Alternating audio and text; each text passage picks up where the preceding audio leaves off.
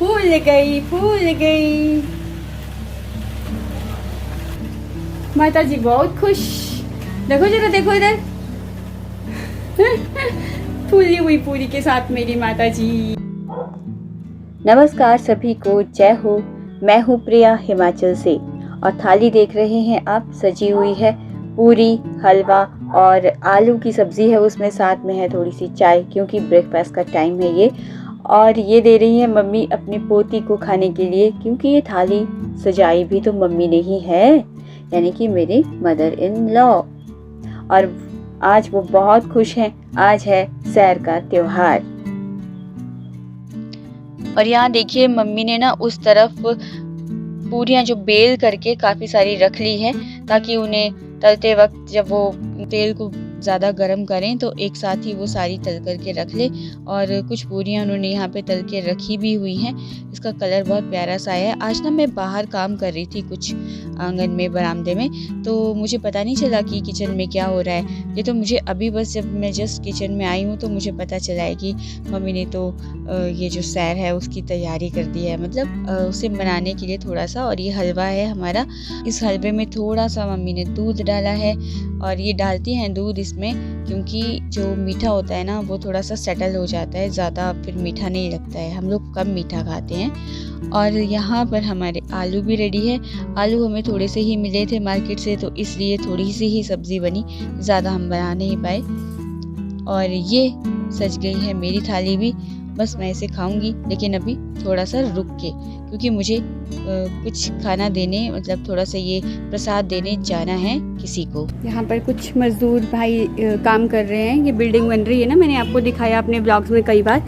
तो यहाँ पर कुछ लोग हैं जो काम करते हैं, उनके साथ ना तो छोटे छोटे से बच्चे हैं, अभी दिखाती हूँ आपको। तो उनको ना मैंने सोचा था कि मैं श्राद्ध जब किया था तब उन्हें प्रसाद दूंगी। फिर बाद में हमने सोचा कि क्योंकि श्राद्ध का खाना होता है ना, तो सब लोग पता नहीं खाएं ना खाएं या क्या सोचें, तो इसलिए फिर वो नहीं किया था। तो आज तो क्योंकि हमारा त्यौहार है तो इसलिए उन्हें ये मैं सोच रही हूँ प्रसाद देने की। तो ये प्रसाद उन्हें दे के आते हैं। बच्चे ज़्यादातर मीठा ही पसंद करते हैं, तो ये कुछ पूरियाँ और हलवा रखा है, उन्हें दे के आते हैं। तो देखो वो है सामने बच्चा। तो यहाँ हमारे यहाँ पे ना आज एक त्यौहार होता है एक ना, तो उसका ये प्रसाद है। आप खाओगे? हाँ, ये ना सब लोग मिल करके खा लेना। अच्छा लो, इसको दे दो, इसको छोटू बच्चे को दे दो। 100 साल से भी पुराना हिमाचल का प्रसिद्ध त्योहार है सैर। यह त्योहार सिर्फ हिमाचल में ही मनाया जाता है। मुख्य रूप से वर्षा ऋतु के खत्म होने और शरद ऋतु के आगमन के उपलक्ष्य में ये त्योहार मनाया जाता है। इस समय खरीफ की फसल पक जाती है और उसे काटने का समय होता है, परंतु सैर का त्योहार मनाकर भगवान को धन्यवाद देने के बाद ही इसे काटा जाता है। सैर का त्योहार आश्विन महीने की संक्रांति के दिन हिमाचल में कांगड़ा, मंडी, हमीरपुर, बिलासपुर और सोलन के साथ कुछ अन्य जिलों में भी अपने अपने तरीके से बड़ी धूमधाम से मनाया जाता है। इस दिन सैरी माता को फसलों का कुछ अंश और मौसमी फल चढ़ाए जाते हैं। साथ ही राखियां भी उतार करके चढ़ाई जाती हैं। चलते हैं पुराने समय में। तब यह त्योहार उत्सव के रूप में 1 हफ्ते तक मनाया जाता था, परंतु अब भाग दौड़ भरे इस जीवन में यह सिर्फ 1 दिन में ही सिमट कर रह गया है।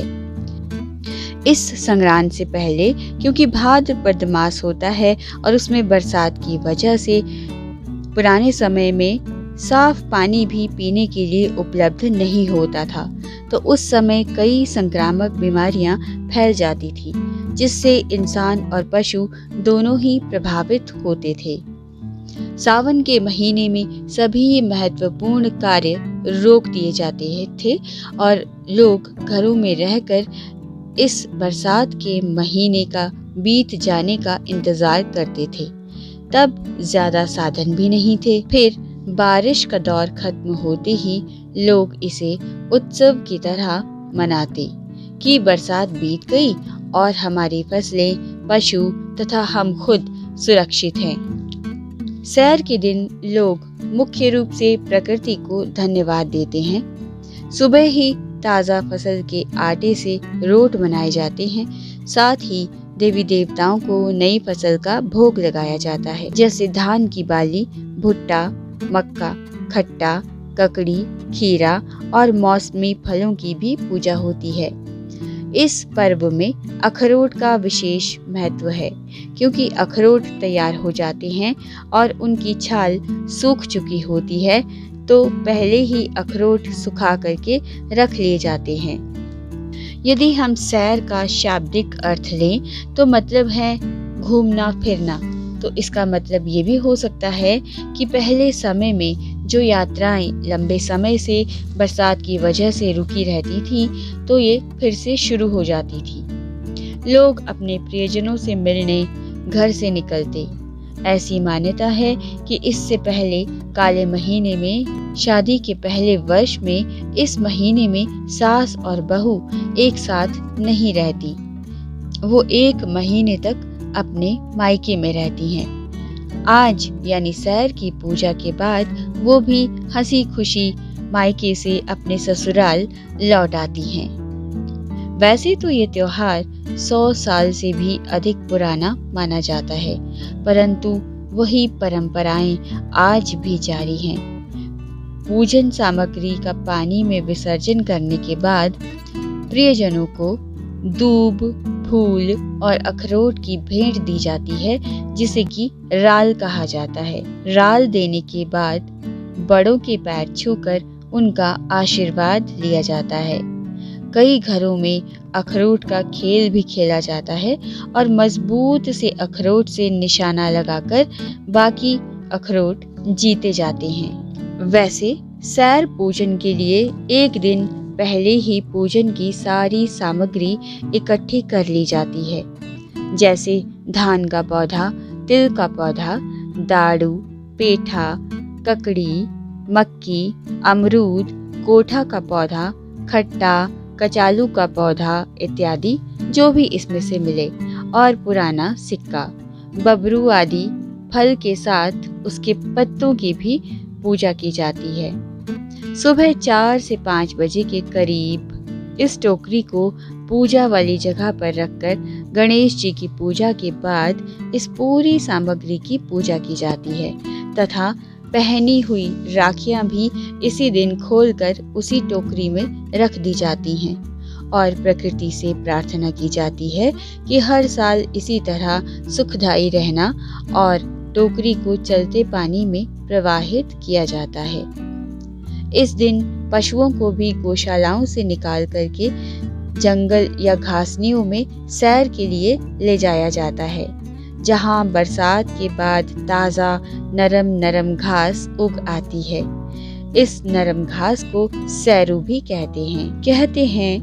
बरसात यानी भादों के महीने में देवी देवता डायनों से युद्ध लड़ने के लिए देवालयों से चले जाते हैं और सैर के दिन वापस धरती पर आते हैं, और इसके साथ ही सभी मांगलिक कार्य शुरू हो जाते हैं। लोग ढोल नगाड़ों के साथ उनका स्वागत करते हैं और तरह तरह के पकवान बनाकर पड़ोसियों में बांटते हैं और मंदिरों में अर्पित करते हैं। तो बस इस बार की बरसात अच्छे से निकल गई और हम सभी सुरक्षित हैं। इसीलिए प्रकृति को शुक्रिया और आप सभी को सैर मुबारक। तो देखो, मैंने सुबह जो आपको दिखाया था वो तो था ना, हमने बनाया था, लेकिन ये हमारे पड़ोसियों ने हमको दिया है, क्योंकि मैं भी गई थी तो मैंने उनको वो दिया था।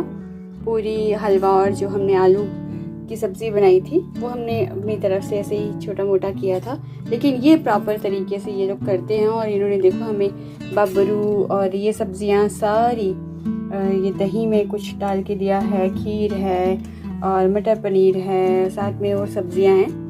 तो ये इस तरह से इन्होंने अपना जो सैर है वो मनाई है और अपनी खुशी जाहिर की है। तो उम्मीद करती हूँ आज का ये व्लॉग आपको अच्छा लगा होगा। यदि पसंद आया हो तो लाइक, शेयर एंड सब्सक्राइब ज़रूर कर दीजिएगा और एक कमेंट किए बिना नहीं जाइएगा। अपना कीमती समय निकाल करके आप ब्लॉग देखते हो, इतनी मेहनत करते हो, तो कम से कम एक कमेंट तो बनता है ना। कुछ भी कमेंट आप कर सकते हैं अपने हिसाब से। अगर आपको अच्छा लगा तो भी, नहीं लगा तो भी, अगर कोई कमी रह गई वो भी आप मुझे बता सकते हैं। मिलती हूँ एक अगले ब्लॉग में, और आज कोई प्रॉमिस नहीं कि नेक्स्ट ब्लॉग कौन सा होगा। आप बने रहिएगा और खुद ही देखिएगा। उसके लिए आपको करना होगा एक काम, जो सब्सक्राइब के साथ बेल आइकॉन होता है उसे प्रेस करना होगा ऑल के ऊपर, ताकि नोटिफिकेशन आपको मिलती रहे। Take care, bye bye, thanks for watching.